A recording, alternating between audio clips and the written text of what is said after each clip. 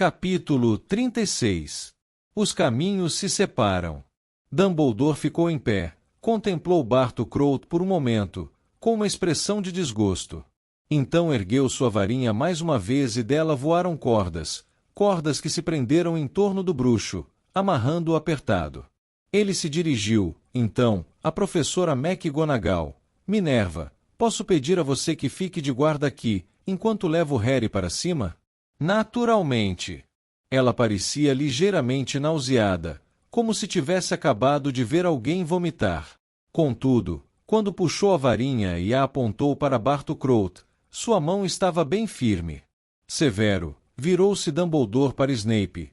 Por favor, peça a Madame Pomfrey para vir até aqui. Precisamos levar Alastor Moody para a ala hospitalar. Depois desça aos jardins. Procure Cornélio Fudge e traga-o para esta sala.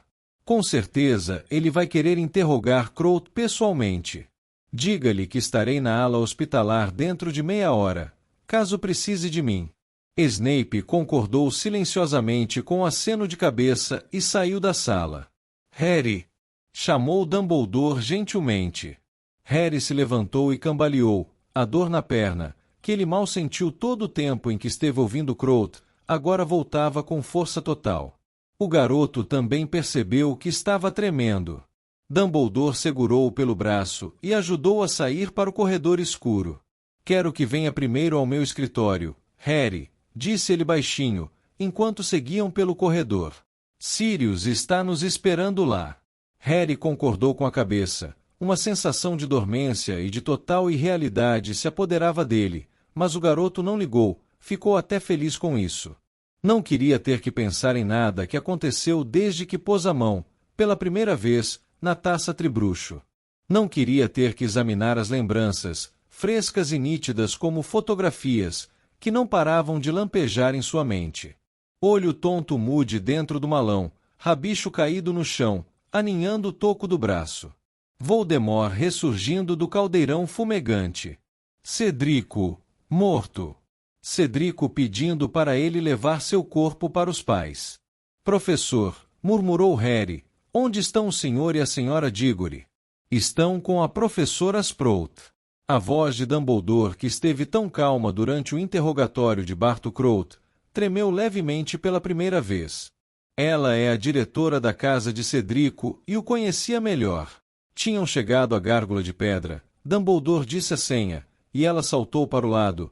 O diretor e Harry subiram a escada rolante circular até a porta de carvalho. Dumbledore a abriu. Sirius estava parado ali, seu rosto branco e ossudo, como esteve quando fugiu de Azkaban. Num átimo, ele atravessou a sala. Harry, você está bem? Eu sabia que uma coisa assim. Que aconteceu? As mãos dele tremiam, ao ajudar Harry a se sentar em uma cadeira diante da escrivaninha. O que aconteceu? Perguntou, mais pressuroso. Dumbledore começou a contar a Sirius tudo o que Barty Crouch disse. Harry ouvia apenas com metade de sua atenção. Tão cansado, que cada osso do seu corpo doía. Ele só tinha vontade de ficar sentado ali, sossegado, durante horas e horas, até adormecer e não precisar mais pensar, nem sentir nada. Ouviu-se um leve rumorejo de asas. Fawkes, a fênix, deixou o poleiro, voou pela sala e pousou no joelho de Harry. Alô, Fawkes, disse o garoto de mansinho. E alisou a bela plumagem vermelha e dourada da ave. Fawkes piscou sem medo para ele. Havia um certo consolo em seu peso morno. Dumbledore parou de falar. Sentou-se diante de Harry, à escrivaninha. Encarou o menino, que procurou evitar os seus olhos. Dumbledore ia interrogá-lo, ia fazer Harry desabafar tudo. Preciso saber o que foi que aconteceu, depois que você tocou a chave de portal no labirinto, Harry, disse o diretor. Podemos esperar até de manhã para isso, Dumbledore? Disse Sirius com aspereza. Ele pousou a mão no ombro de Harry. Deixe o garoto dormir, deixe-o descansar. Harry sentiu um assomo de gratidão com relação ao padrinho, mas Dumbledore não deu atenção às palavras de Sirius. Curvou-se para Harry. De má vontade, o garoto ergueu a cabeça e encarou aqueles olhos azuis. Se eu achasse que poderia ajudá-lo, disse Dumbledore brandamente, mergulhar você em um sono encantado e permitir que adiasse o momento em que terá de pensar no que aconteceu esta noite, eu faria isso. Mas sei que não posso. Amortecer a dor por algum tempo apenas a tornará pior quando você finalmente a sentir. Você demonstrou uma coragem acima da que eu poderia ter esperado. Estou pedindo que a demonstre mais uma vez. Estou pedindo que nos conte o que aconteceu. A Fênix deixou escapar uma nota branda e trêmula. A nota estremeceu no ar, e Harry sentiu como se uma gota de líquido morno tivesse descido por sua garganta até o estômago, aquecendo e lhe dando forças. Ele inspirou profundamente e começou a contar. Enquanto falava, visões de tudo o que se passou aquela noite pareciam desfilar diante de seus olhos. Ele viu a superfície borbulhante da poção que reviveu Voldemort, viu os comensais da morte aparatando entre os túmulos em volta deles, viu o corpo de Cedrico, caído no chão ao lado da taça. Uma ou duas vezes, Sirius emitiu um som como se fosse falar alguma coisa, sua mão ainda apertando o ombro do afilhado, mas Dumbledore ergueu a mão, para fazê-lo calar, e Harry se sentiu grato por isso, porque era mais fácil continuar agora que já tinha começado. Era até um alívio. O garoto teve a sensação de que alguma coisa venenosa estava sendo extraída dele. Custava-lhe toda a determinação que possuía continuar falando. Contudo, ele percebia que uma vez que tivesse terminado, iria se sentir melhor. Quando Harry contou que Rabicho espetou seu braço com um punhal, porém, Sirius deixou escapar uma exclamação veemente, e Dumbledore se levantou tão depressa que Harry se assustou. O diretor deu a volta à escrivaninha e pediu a Harry que esticasse o braço. O garoto mostrou aos dois o lugar em que suas vestes estavam rasgadas e o corte sob as mesmas. Ele falou que o meu sangue o tornaria mais forte do que se usasse o de outro, disse Harry a Dumbledore. Falou que a proteção que minha mãe tinha deixado em mim, seria dele, também. E estava certo. Ele pôde me tocar sem se machucar. Ele tocou o meu rosto. Por um instante fugaz, Harry viu um brilho que lembrava triunfo nos olhos do diretor. Mas no segundo seguinte, teve certeza de que imaginou, porque quando Dumbledore voltou à cadeira atrás da escrivaninha, pareceu velho e cansado como Harry jamais o viu. Muito bem, disse ao se sentar. Voldemort superou esta barreira. Continue, Harry, por favor. Harry prosseguiu, explicou como Voldemort emergiu do caldeirão, e repetiu para eles tudo o que conseguiu se lembrar do discurso do Lorde aos comensais da morte. Então contou como Voldemort o desamarrou, devolveu sua varinha e se preparou para duelar. Mas quando chegou à parte do raio de luz dourada, que ligou sua varinha à de Voldemort, ele descobriu que estava com a garganta embargada. Harry tentou continuar falando, mas as lembranças do que saiu da varinha do bruxo inundavam sua mente. Reviu Cedrico saindo, o velho, Berta Jorkins, sua mãe, seu pai. Ele ficou feliz quando Sirius rompeu o silêncio. As varinhas se ligaram? Perguntou ele, olhando de Harry para Dumbledore. Por quê? Harry tornou a erguer os olhos para Dumbledore, em cujo rosto havia uma expressão tensa. Priori incantatem, murmurou. Seus olhos fitaram os de Harry e foi quase como se um raio invisível de compreensão passasse entre os dois. A reversão do feitiço? Perguntou Sirius alerta. Exatamente, disse Dumbledore. A varinha de Harry e a de Voldemort têm o mesmo cerne, cada uma contém uma pena da cauda da mesma fênix. Com efeito, desta fênix, acrescentou ele, apontando para a ave vermelha e dourada, empoleirada tranquilamente no joelho de Harry. A pena da minha varinha veio de Fawkes? Perguntou Harry, admirado. Veio, disse Dumbledore. O Sr. Olivaras me escreveu dizendo que você comprou a segunda varinha, no instante em que você saiu da loja dele, há 4 anos. Então o que acontece quando uma varinha encontra sua irmã? Perguntou Sirius. Elas não funcionam bem uma contra a outra. Se, no entanto, o dono de uma das varinhas forçar uma luta entre as varinhas, produzirá um efeito muito raro. Uma das varinhas forçará a outra a regurgitar os feitiços que realizou, na ordem inversa. O mais recente primeiro, depois os que o antecederam. O diretor olhou interrogativamente para Harry e o garoto confirmou com a cabeça.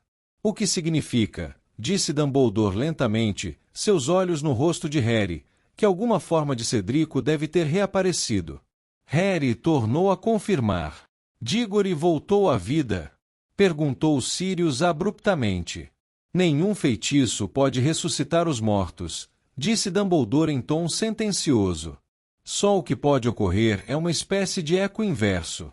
Uma sombra do Cedrico vivente teria emergido da varinha. Estou certo, Harry? Ele falou comigo, disse Harry. De repente o garoto voltou a tremer. O fantasma de Cedrico, ou o que seja, falou. Um eco, disse Dumbledore, que reteve a aparência e o caráter de Cedrico. Imagino que outras formas semelhantes tenham aparecido, vítimas menos recentes da varinha de Voldemort. Um velho, respondeu Harry, com um aperto na garganta. Berta Jorkins. E seus pais? Perguntou Dumbledore calmamente. Foi. A mão de Sirius no ombro de Harry agora o apertava com tanta força que chegava a doer. As últimas mortes executadas pela varinha, confirmou Dumbledore com um aceno de cabeça. Na ordem inversa. Mais teriam aparecido, é claro, se vocês continuassem a manter a ligação. Muito bem, Harry, esses ecos, essas sombras, que foi que elas fizeram? O garoto descreveu como as figuras que haviam saído da varinha tinham ficado rondando o interior da teia dourada, como Voldemort pareceu temê-las, como a sombra do pai de Harry lhe disse o que fazer, como a de Cedrico fez um último pedido. Neste ponto, Harry descobriu que não conseguiria continuar. Olhou para Sirius e viu que o padrinho segurava o rosto nas mãos. Harry de repente tomou consciência de que Fawkes deixou seu joelho. A ave voou para o chão. E descansou a bela cabeça na perna machucada do menino. Grossas lágrimas peroladas caíram dos seus olhos, sobre a ferida feita pela aranha. A dor desapareceu, a pele se fechou, a perna ficou boa. Vou repetir mais uma vez, disse Dumbledore, quando a fênix levantou o voo e tornou a se acomodar em seu poleiro junto à porta. Esta noite, você revelou uma bravura que ultrapassou o que eu teria esperado de você, Harry. Revelou uma bravura igual à daqueles que morreram combatendo Voldemort no auge do seu poder. Você carregou o fardo de um bruxo adulto e esteve à altura dele, e você agora nos deu tudo o que temos direito a esperar. Você vai me acompanhar à ala hospitalar. Não quero que volte para o dormitório esta noite. Uma poção do sono e algum sossego. Sirius, você gostaria de ficar com ele? Sirius confirmou com a cabeça e se levantou. Tornou a se transformar no enorme cachorro preto e saiu com Harry e Dumbledore do escritório, acompanhando-os por um lance de escadas até a ala hospitalar. Quando o diretor empurrou a porta, Harry viu a senhora Weasley, Guy, Rony e Hermione, reunidos em torno de uma atarantada Madame Pomfrey. Pareciam estar exigindo saber onde estava Harry e o que lhe aconteceu. Todos se viraram rapidamente quando Harry, Dumbledore e o cachorro preto entraram, e a senhora Weasley deixou escapar um grito abafado. Harry, Harry. Ela fez menção de correr para o garoto, mas Dumbledore se colocou entre os dois. Molly, disse ele, erguendo a mão, por favor, ouça-me um momento. Harry passou uma provação terrível esta noite. Acabou de desabafá-la comigo. Do que ele precisa agora é de sono, paz e silêncio. Se ele quiser que vocês todos fiquem com ele, acrescentou o diretor, abrangendo com o olhar Rony, Hermione e Guy, vocês podem ficar. Mas não quero que lhe façam perguntas, até que ele esteja pronto para respondê-las, e certamente, não será hoje à noite. A senhora Weasley concordou com a cabeça. Estava muito pálida. Ela se virou para Rony, Hermione e Guy, como se eles estivessem fazendo barulho, e sibilou. Vocês ouviram? Ele precisa de silêncio. Diretor, disse Madame Pomfrey, encarando o cachorro preto, que era Sirius, posso perguntar o que? Este cachorro vai ficar com Harry por algum tempo, disse Dumbledore com simplicidade. Posso lhe assegurar que ele é muitíssimo bem treinado. Harry, vou esperar até você se deitar. Harry sentiu uma inexprimível gratidão a Dumbledore, por pedir aos outros que não lhe fizessem perguntas. Não é que não os quisesse ali, mas a ideia de explicar tudo mais uma vez, de reviver tudo mais uma vez, era mais do que ele poderia suportar. Voltarei para vê-lo assim que estiver com Fudge, Harry, disse Dumbledore. Gostaria que você ficasse aqui amanhã também, até eu me dirigir à escola.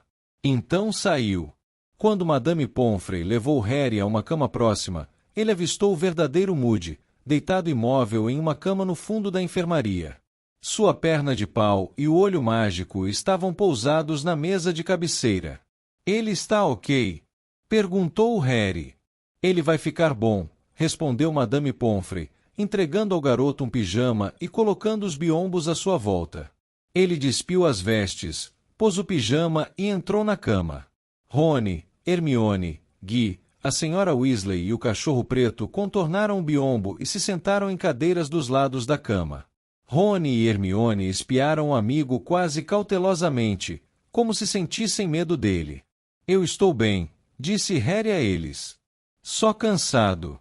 Os olhos da senhora Weasley se encheram de lágrimas, quando alisou as cobertas da cama sem a menor necessidade. Madame Pomfrey, que acabava de sair apressada de sua sala, voltou segurando uma taça e um frasquinho contendo uma poção púrpura. Você vai precisar beber tudo isso, Harry. É uma poção para dormir sem sonhar. O garoto tomou o cálice e bebeu alguns goles.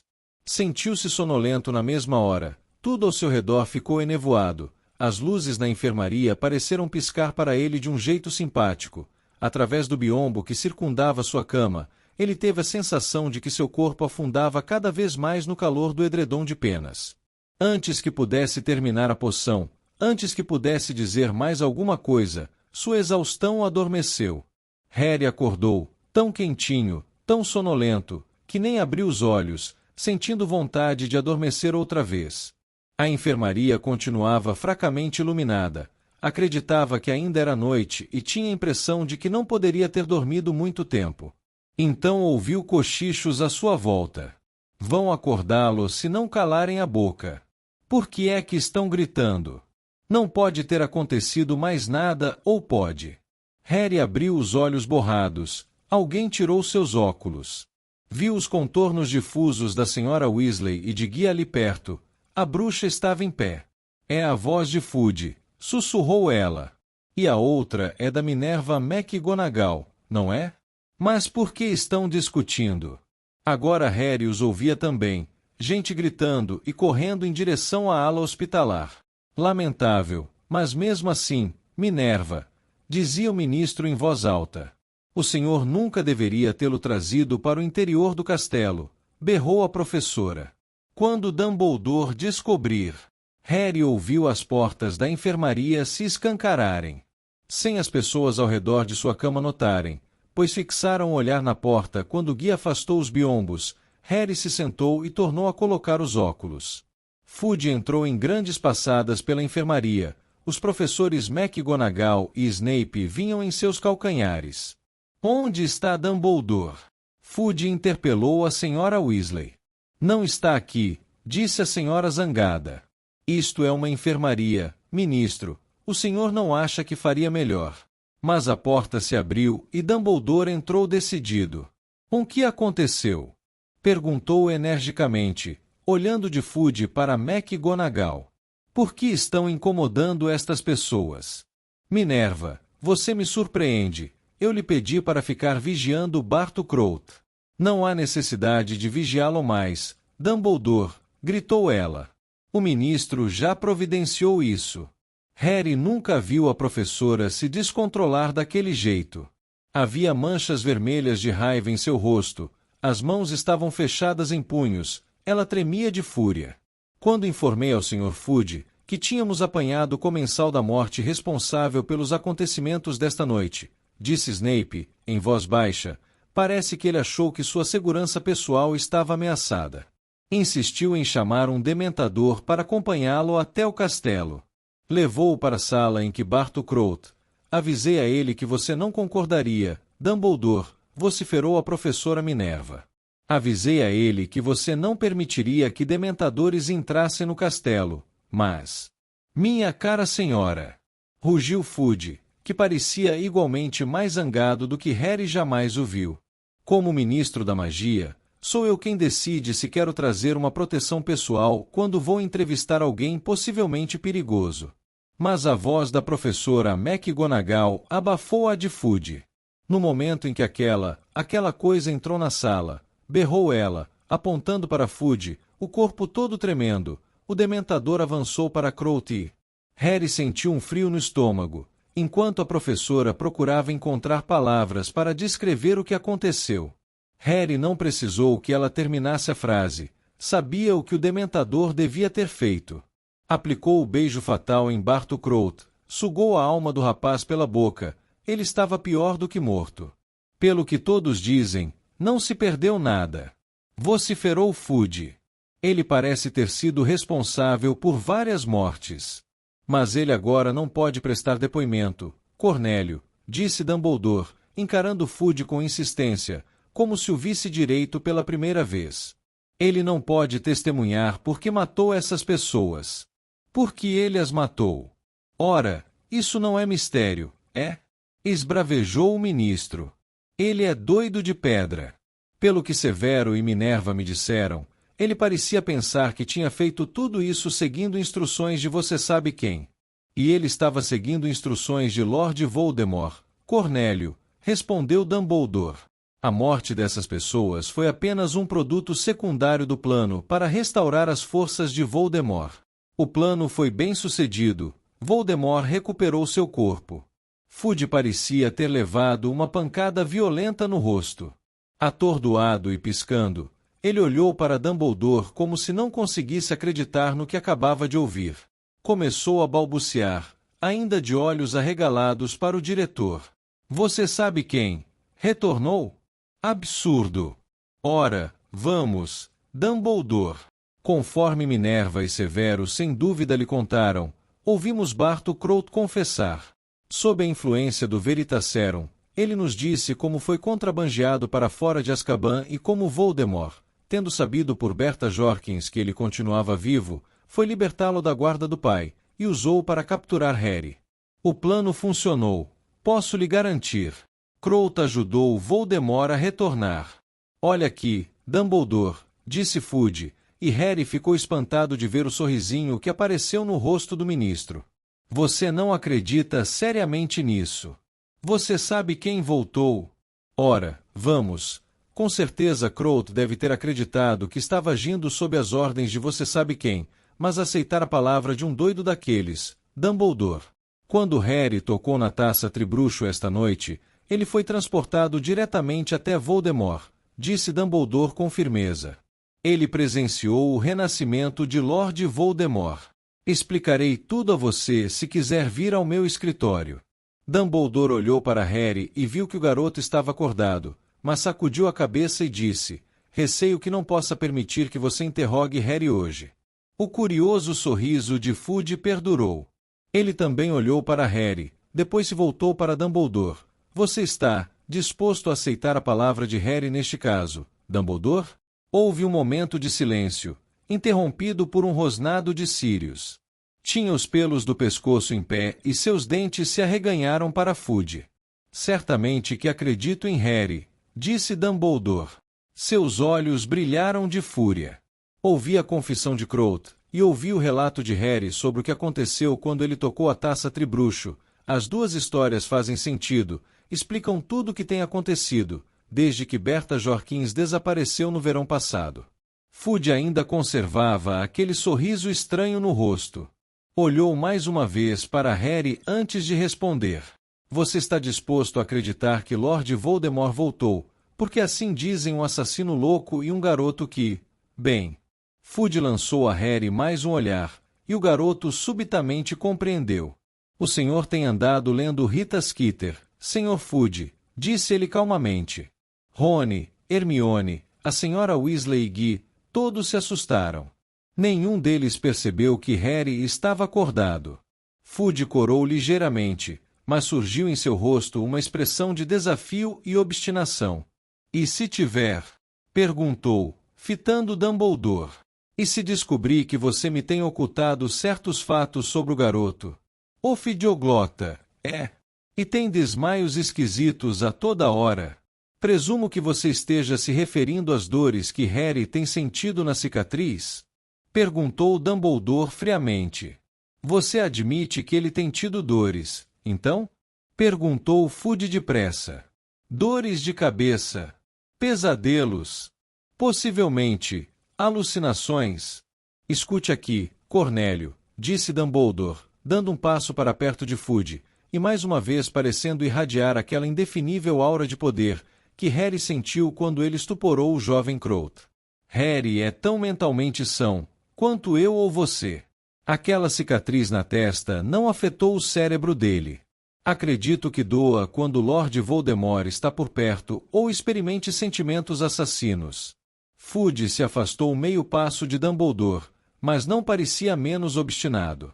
Você vai me perdoar, Dumbledore, mas nunca ouvi falar em uma cicatriz, deixada por um feitiço, funcionar como uma campainha de alarme antes. Olhe, eu vi Voldemort ressurgir, gritou Harry. Ele tentou novamente se levantar da cama, mas a senhora Weasley forçou a deitar. Eu vi os comensais da morte. Posso dar os nomes. Lúcio Malfoy. Snape fez um movimento repentino, mas quando Harry se virou, o olhar do professor retornou a Fudge. Malfoy foi inocentado, disse Fudge visivelmente afrontado. Uma família muito antiga, doações para causas excelentes. McNair, continuou Harry. Também inocentado, agora trabalha para o Ministério. Avery, Nott, Crabbe, Goyle.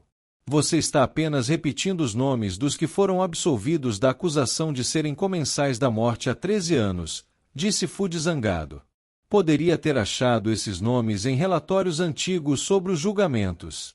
Pelo amor de Deus, Dumbledore, o garoto esteve com a cabeça cheia de histórias malucas no fim do ano passado. Também, as invencionices dele estão cada vez mais mirabolantes, e você continua a engoli-las. O garoto é capaz de falar com cobras, Dumbledore, e você ainda acha que ele merece confiança? Seu tolo! Exclamou a professora McGonagall. Cedrico Diggory, o Sr. Crouch. Estas mortes não foram o trabalho aleatório de um doido. Não vejo nenhuma evidência em contrário, gritou Fudge, agora equiparando sua raiva à da professora, o rosto roxo. Parece-me que vocês estão decididos a começar uma onda de pânico que irá desestabilizar tudo pelo que trabalhamos nesses últimos 13 anos. Harry não conseguiu acreditar no que estava ouvindo. Sempre pensou em Fudge como uma pessoa bondosa, um pouco espalhafatosa, um pouco pomposa, mas de índole essencialmente boa. Mas agora via à sua frente um bruxo baixo e furioso, que se recusava terminantemente a aceitar a perspectiva de um esfacelamento do seu mundo confortável e ordeiro, a acreditar que Voldemort pudesse ter ressurgido. Voldemort retornou, repetiu Dumbledore. Se você aceitar imediatamente este fato, Fudge, e tomar as medidas necessárias, talvez ainda possamos salvar a situação. O primeiro passo, e o mais essencial, é retirar Azkaban do controle dos dementadores. Que despropósito! Gritou outra vez Fudge. Retirar os dementadores. Eu seria chutado do ministério se sugerisse uma coisa dessas. Metade da população só se sente segura quando se deita à noite porque sabe que os dementadores estão guardando Azkaban.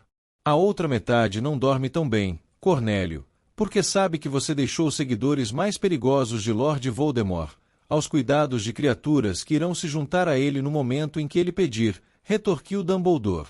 Eles não irão permanecer leais a você, Fudge. Voldemort pode oferecer um espaço muito maior para os poderes e prazeres deles, do que você. Com os dementadores a apoiá-lo, e a volta dos seus antigos seguidores, você vai ter muita dificuldade para impedi-lo de reconquistar o poder que tinha há 13 anos. Fudge abria e fechava a boca como se não tivesse palavras, para expressar sua indignação. A segunda medida que você precisa tomar, e imediatamente, continuou Dumbledore, é mandar enviados aos gigantes. Enviados aos gigantes! Gritou o ministro em tom agudo, afinal recuperando a fala. Que loucura é essa? Estenda-lhes a mão da amizade, agora, antes que seja tarde demais, ou Voldemort irá persuadi-los, como já fez antes, que somente ele entre os bruxos concederá aos gigantes direitos e liberdade. Você não pode estar falando sério, exclamou Fudge, sacudindo a cabeça e se afastando um pouco mais de Dumbledore. Se a comunidade mágica ouvir falar que eu procurei os gigantes, as pessoas os odeiam. Dumbledore, a minha carreira termina. Você está cego de amor, disse Dumbledore, sua voz elevando-se agora, a aura de poder palpável ao seu redor, seus olhos mais uma vez esbraseados, pelo cargo que ocupa, Cornélio. Você atribui demasiada importância, como sempre fez, à chamada pureza do sangue. Você não consegue reconhecer que não faz diferença quem a pessoa é ao nascer, mas o que ela vai ser ao crescer. O seu dementador acabou de destruir o último membro de uma família de sangue puro, tão antiga quanto a de outros, e veja em que foi que ele transformou a própria vida. Digo-lhe agora, tome as medidas que sugeri, e você será lembrado, no cargo ou fora dele, como um dos ministros da magia mais corajosos e sábios que já conhecemos. Não faça nada, e a história irá lembrá-lo como o homem que se omitiu, e permitiu que Voldemort tivesse uma segunda oportunidade de destruir o mundo que tentamos reconstruir. Está demente, sussurrou Fudge, ainda se afastando. Enlouqueceu. E então, todos se calaram. Madame Pomfrey estava postada, imóvel aos pés da cama de Harry, as mãos cobrindo a boca. A senhora Weasley continuava curvada para Harry, a mão no ombro do garoto, para impedi-lo de se levantar. Guy, Rony e Hermione tinham os olhos arregalados para Fudge.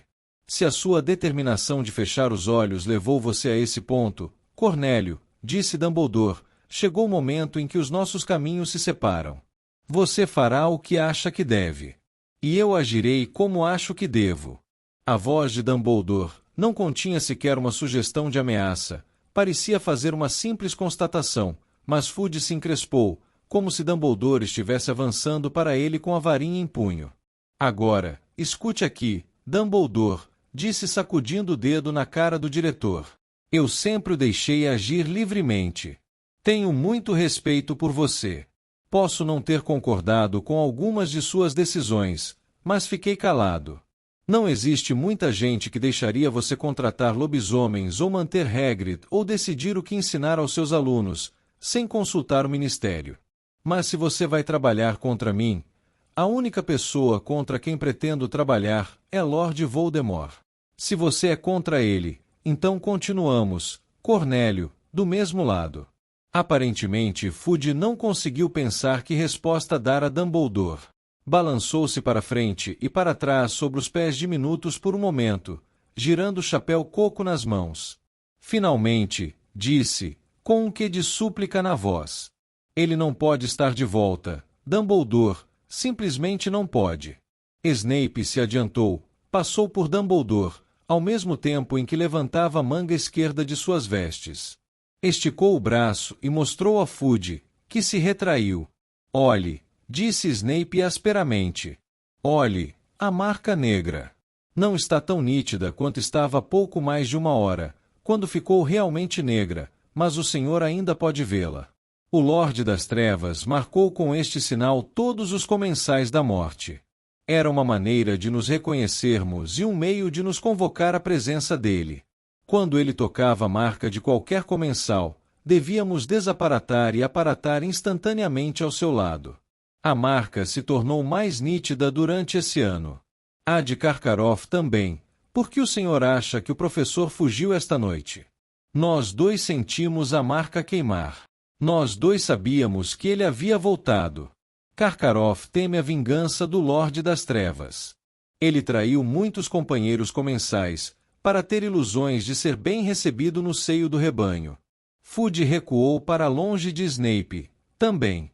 Sacudiu a cabeça, não parecia ter absorvido uma única palavra do que Snape disse. Olhava, aparentemente repugnado, para a feia marca no braço de Snape, depois ergueu os olhos para Dumbledore e murmurou. Não sei do que você e seus professores estão brincando, Dumbledore, mas já ouviu bastante. Não tenho nada a acrescentar. Entro em contato com você amanhã para discutirmos a administração da escola. Preciso voltar ao ministério. Já chegava quase à porta quando parou. Virou-se, voltou para a enfermaria e se deteve junto à cama de Harry. Seu prêmio, disse brevemente, tirando uma grande bolsa de ouro do bolso e largando-a na mesa de cabeceira do garoto. 1000 galeões. Deveria ter havido uma cerimônia de premiação, mas nas circunstâncias. E enfiando seu chapéu coco na cabeça, ele saiu da enfermaria, batendo a porta ao passar. No instante em que desapareceu, Dumbledore se voltou para o grupo ao redor da cama de Harry. Temos trabalho a fazer, disse. Molly, estou certo em pensar que posso contar com você e Arthur. Claro que pode, disse a senhora Weasley. Estava pálida até nos lábios, mas parecia decidida. Ele sabe quem Fudge é. É a afeição de Arthur por trouxas que o tem mantido no ministério todos esses anos. O ministro acha que falta a ele o orgulho que espera de um bruxo. Então preciso mandar uma mensagem a ele, disse Dumbledore. Todos os que pudermos persuadir da verdade devem ser avisados imediatamente, e Arthur está bem colocado, para entrar em contato com as pessoas no ministério que não sejam tão míopes quanto Cornélio. Vou procurar papai, disse Guy, levantando-se. Vou agora. Excelente, exclamou Dumbledore. Diga-lhe o que aconteceu. Diga-lhe que entrarei em contato com ele em breve. Mas que ele precisa ser discreto. Se Fudge achar que estou interferindo no ministério, pode deixar comigo, disse Guy. O rapaz deu uma palmadinha no ombro de Harry, beijou a mãe no rosto, vestiu a capa e saiu rapidamente da enfermaria. Minerva, disse Dumbledore, virando-se para a professora McGonagall, quero ver Hagrid no meu escritório, o mais depressa possível. E também, se ela concordar em vir, Madame Maxime. A professora aqueceu com um aceno de cabeça e saiu sem dizer nada. Papoula, disse Dumbledore a Madame Pomfrey, será que você me faria a gentileza de ir à sala do professor Moody, onde acho que encontrará lá um elfo doméstico chamado Wink, em grande sofrimento? Faça o que puder por ela e leve-a de volta à cozinha. Acho que Dobby cuidará dela para nós. Claro, claro que sim, respondeu a enfermeira parecendo espantada, e ela também saiu. Dumbledore certificou-se de que a porta estava trancada e que o ruído dos passos de Madame Pomfrey tinha morrido na distância, antes de tornar a falar. E agora, disse ele, está na hora de duas pessoas deste grupo se reconhecerem pelo que são. Sirius, se puder retomar sua forma habitual. O cachorrão preto ergueu a cabeça para o diretor, depois, num segundo, voltou a ser homem. A senhora Weasley gritou e se afastou da cama. Sirius Black, tornou a gritar ela, com voz aguda, apontando para o bruxo. Mamãe, cala a boca, berrou Rony. Está tudo bem. Snape não gritou nem saltou para trás, mas a expressão do seu rosto era uma mescla de fúria e horror. Ele, rosnou o professor, arregalando os olhos para Sirius, cujo rosto exprimia igual desagrado. Que é que ele está fazendo aqui? Está aqui a meu convite, disse Dumbledore, olhando para ambos, como você, Severo. Confio nos dois. Está na hora de deixarem de lado as velhas diferenças e confiarem um no outro. Harry achou que Dumbledore estava pedindo quase um milagre. Sirius e Snape se entreolhavam com a maior repugnância. Aceitarei, a curto prazo, disse Dumbledore, com uma certa impaciência na voz, que suspendam as hostilidades ostensivas. Os dois apertem as mãos, estão do mesmo lado agora. O tempo é curto e, a não ser que os poucos de nós que conhecem a verdade se mantenham unidos, não haverá esperança para ninguém. Muito devagar, mas ainda se olhando feio, como se não desejassem um ao outro senão o mal, Sirius e Snape se aproximaram e apertaram as mãos. Mas a soltaram bem rápido. Já é o bastante para começar, disse o diretor, se interpondo aos dois homens mais uma vez. Agora tenho trabalho para cada um de vocês. A atitude de Fudge, embora não seja inesperada, muda tudo, Sirius. Preciso que você comece imediatamente. Alerte Remo Lupin, Arabella Fig, Mundungo Fletcher, a turma antiga. Fique escondido com Lupin por enquanto. Entrarei em contato com você lá. Mas... Começou Harry. O garoto queria que Sirius ficasse. Não queria dizer adeus novamente tão depressa. Você voltará a me ver em breve, Harry, disse Sirius, virando-se para o afilhado. Prometo, mas preciso fazer o que posso. Você compreende, não? Claro, claro. Que sim.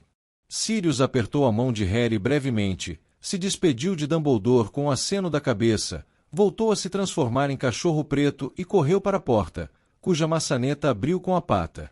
Então desapareceu. Severo, disse Dumbledore, voltando-se para Snape, você sabe o que preciso lhe pedir para fazer. Se estiver disposto, se estiver preparado. Estou, disse Snape. O professor parecia um pouco mais pálido do que o habitual, e seus olhos frios e negros brilharam estranhamente. Então, boa sorte, e o diretor acompanhou, com uma certa apreensão no rosto, Snape partir em seguida Sirius, sem dizer palavra. Passaram-se vários minutos até Dumbledore tornar a falar. Preciso ir lá embaixo, disse finalmente. Preciso ver os Diggory. Harry, tome o resto da sua poção. Verei todos vocês mais tarde. Harry se deixou cair nos travesseiros enquanto Dumbledore desaparecia. Hermione, Rony e a senhora Weasley ficaram olhando para o garoto. Nenhum deles falou durante muito tempo. Você tem que tomar o resto da sua poção, Harry, disse finalmente a senhora Weasley. Ao apanhar o frasco e a taça, ela bateu com a mão no saco de ouro à mesa de cabeceira. Durma bastante. Tente pensar em outra coisa por um tempo. Pense no que vai comprar com seu prêmio. Não quero esse ouro, falou Harry com a voz sem emoção. Pode ficar com ele. Qualquer um pode ficar com ele. Eu não deveria ter ganhado. Deveria ter sido de Cedrico. A coisa contra a qual ele esteve lutando intermitentemente, desde que saiu do labirinto, ameaçava engolfá-lo. Sentiu uma ardência, um formigamento nos cantos internos dos olhos. Ele piscou e ficou encarando o teto. Não foi sua culpa, Harry, sussurrou a senhora Weasley. Eu disse a ele que apanhasse a taça comigo. Agora a sensação de ardência passava a garganta, também. Ele desejou que Rony olhasse para outro lado. A senhora Weasley deixou a poção em cima da mesinha, abaixou-se e passou os braços em volta de Harry. O garoto não tinha lembrança de jamais ter sido abraçado assim, como faria uma mãe. Todo o peso do que viu aquela noite pareceu desabar sobre ele, quando a senhora Weasley o apertou contra o peito. O rosto de sua mãe, a voz de seu pai, a visão de Cedrico morto no chão. Tudo começou a girar em sua cabeça, até ele não conseguir mais aguentar, até seu rosto se contrair todo para conter o uivo de infelicidade que lutava para escapar de dentro dele. Ouviu-se uma pancada e a senhora Weasley e Harry se separaram. Hermione estava parada junto à janela. Apertava alguma coisa com força na mão. Desculpem, sussurrou. Sua poção, Harry, disse a senhora Weasley depressa, enxugando os olhos com as costas da mão. Harry bebeu a poção de um só gole. O efeito foi instantâneo. Ondas pesadas e irresistíveis de sono sem sonhos o envolveram. Ele tombou sobre os travesseiros, e não pensou mais.